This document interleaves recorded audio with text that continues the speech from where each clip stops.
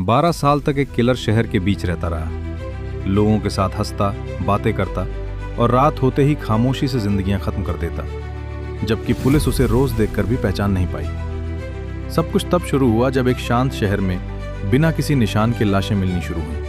पहले एक, फिर दूसरी, फिर तीसरी, और धीरे धीरे डर पूरे शहर में फैल गया। सीसीटीवी कुछ भी नहीं दिखा सका, जैसे किलर हवा में घुल जाता हो। लेकिन फिर एक कनेक्शन सामने आया।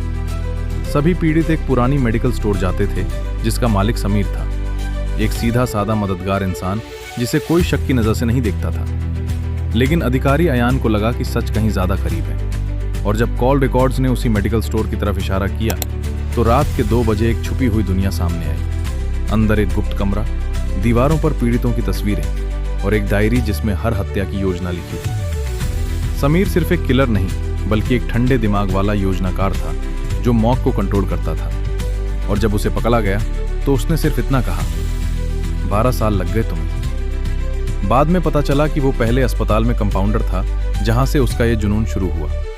लेकिन उसका ये दावा कि वो उन्हीं लोगों को मारता था जिनके जाने से किसी को फर्क नहीं पड़ता, झूठ निकला, क्योंकि पीछे छूटे लोगों की जिंदगियां बिखर चुकी थी। कोर्ट में भी वो बिल्कुल सामान्य रहा और एक दिन सीधे कैमरे की तरफ देखकर मुस्कुराया। वही मुस्कान जो कभी सीसीटीवी में कैद नहीं हुई थी, और आखिरकार उसे उम्र कैद की सजा मिल गई।